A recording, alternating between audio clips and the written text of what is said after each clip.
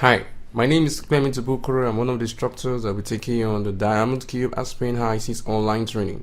Today we'll be getting on the first module, which is the propane refrigeration loop. The word refrigeration is used in the context of cooling, freezing.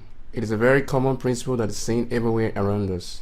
This principle is common to the natural gas processing and petroleum refining industry, where refrigeration is used to cool gas to meet hydrocarbon dew point specification and to produce a marketable liquid. In this model, you will construct, run, analyze, manipulate a propane refrigeration loop simulation. You will convert the complete simulation to a template, making it available to connect to other simulation.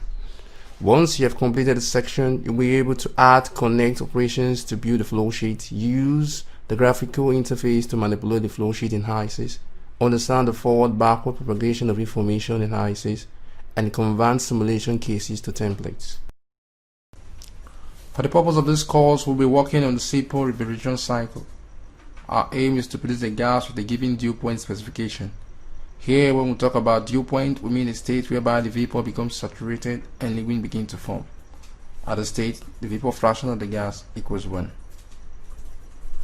The simple refrigeration cycle, as seen here, features 4 basic unit operations: the JT valve, the chiller, the compressor, and the condenser. Stream 1 enters at a temperature at 15 degrees Celsius, passed through a JT valve. The JT valve in this operation serves an optimization tool, which we were able to use to reduce considerably the duty of the chiller here that would have been required to effect proposed temperature drop. We need to meet up with a given dew point specification at stream 3. The analysis of the JT valve will see much clearer when we complete our simulation case.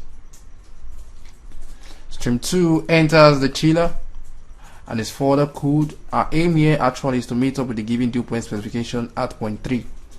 The chiller cools the gas, bringing it to dew point specification at point 3. At this point, it does not need to do much work again, as the JT valve has helped in reducing the temperature of the gas. Hence, we can save energy that would have been used to power a much bigger chiller that wouldn't be needed to get the job done. Stream 3 here enters the compressor, where the compressor boosts its pressure with an efficiency of 75%, bringing the gas to a dew point and a vapor fraction of 1 at stream 4. Finally, the exiting stream from the compressor, talking about stream 4, enters the condenser, which is the last unit operation in the propane refrigeration cycle.